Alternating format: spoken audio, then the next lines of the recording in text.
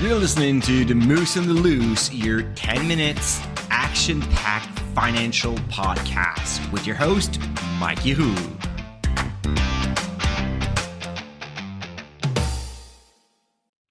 Hey, what's up, Moose? This is Mike from The Moose on the Loose. I hope you're doing well. Today, I'm taking a pause from Business Friday, and I'm actually going to talk about a thing that happened to me last weekend.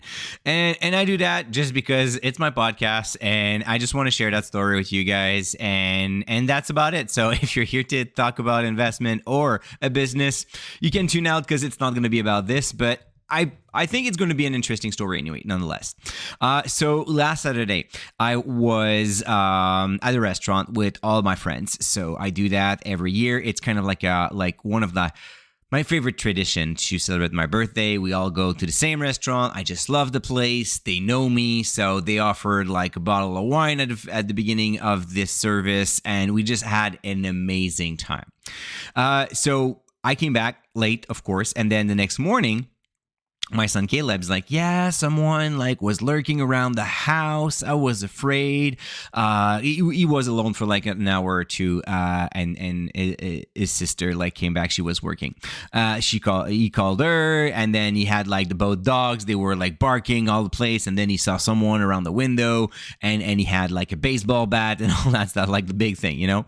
But I told him you know what, Caleb, with the two dogs, with the moose on the loose, you are completely good. You don't have to be afraid of anything, or you could have called me actually because we were not that far. But anyways, so that morning, maybe 1 hour or 2 hours later, there's a man knocking on my door, and that man was actually the man lurking around the last night around 7 p.m. or something, and that was actually Mr. Graveline. Mr. Graveline is the guy. He's the snowplow guy, so he's the guy who's been taking care of my driveway since I moved in Granby 14 years ago. He is an old guy. He's turning 82 this year, and the reason of his visit was to tell me that he's not going to come this winter. He's not going to be my snowplow guy anymore. He couldn't do it, and that that shook me, and because he was so emotional about it, and I could feel his pain. And what I want to share with you is actually those two big lessons that I had when I continued talking with him on that Sunday morning. So the first thing is, once you retire, it doesn't mean that you're not going to have to work, or it doesn't mean to stop working or be active. And it's kind of ironic because while he was knocking on my door on Saturday night, I was having the exact same conversation with one of my friends during my birthday supper. So then we were talking about how life changes, and roughly in 5 to 6 years, I will not have any kids being fully dependent on me. So Caleb will be going to Cégep, that weird thing that we have before university in Quebec. But I mean, he will have his car. We could move, because I was talking about my project of changing houses, going to buy more an acreage property, but he could still live with us, and then just drive 20-30 minutes to go to Cégep, and that would be fine. And then one of my friends asked, well, you could retire at this point. And I'm like, well, I could technically retire now if I just change my lifestyle, but I don't want to retire. I don't want to stop working. So I have plenty of different friends coming from different backgrounds, and that particular friend was just yeah, okay, so you don't really want to stop working. And I'm like, no, I'm exactly what my Mr. Graveline. I just don't want to work. I just don't want to stop working. And this guy, he told me he just loved this. He had not too many addresses to do.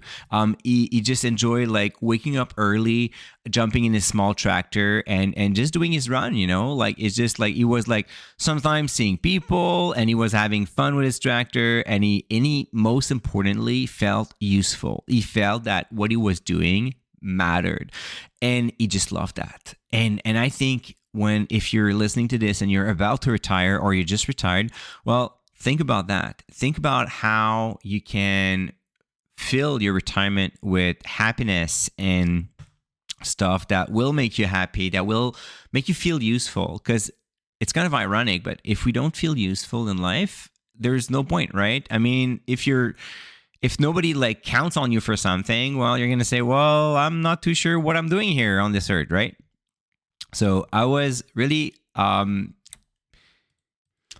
just struck me to just make sure that we all have to plan our retirement. Yes, there's the math part of things, the money part, but there's also the psychological part. What are you going to do? How are you going to fill up your days? And how are you going to feel happiness on that? Because we've been like busy all our life, being very like focused on working, on going to our kids' activities and doing plenty of things. But then once you retire, you have like a whole new world to explore, and it's really important to think about that. So that was lesson number one, is once you retire, it's not over. I mean, you don't just stop doing anything. You have to think about what you're going to do and fill up that emptiness and like this time. The second thing that struck me is he told me that he was turning 82, so I'm almost about like half his age. And as he was turning 82, I was turning 43, and then it struck me. I'm like, wow, half of that beautiful thing called life is gone already at best. I mean, life expectancy should be around like 85 years old at my age, so I'm halfway there. And that struck me because I'm just thinking, well, I might as well enjoy life to the fullest, which I usually do, to be honest, since I took a sabbatical year at the age of 35 and realized that I could travel the world, spend time with my family and people that I love. I just realized that there's no other better time than now to do something. And since I came back, I'm doing everything I can every single year, every single day, to ensure that I live life and I enjoy it. And I just wanted to highlight this because it's super cliche, but seriously, life is too short to bother with details or things that suck. So you might as well just get rid of those and just focus on the good thing and having fun and just not thinking, oh my God, I should have done that like 20 years ago. Well, don't let that happen to you. Just do the things. And just on that note, which was super interesting, I heard that for someone else.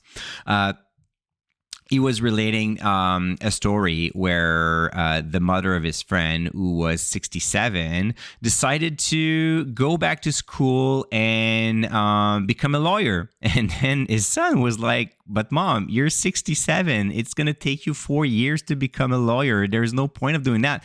In 4 years, you're going to be 71. And she replied back, well, you know what, son?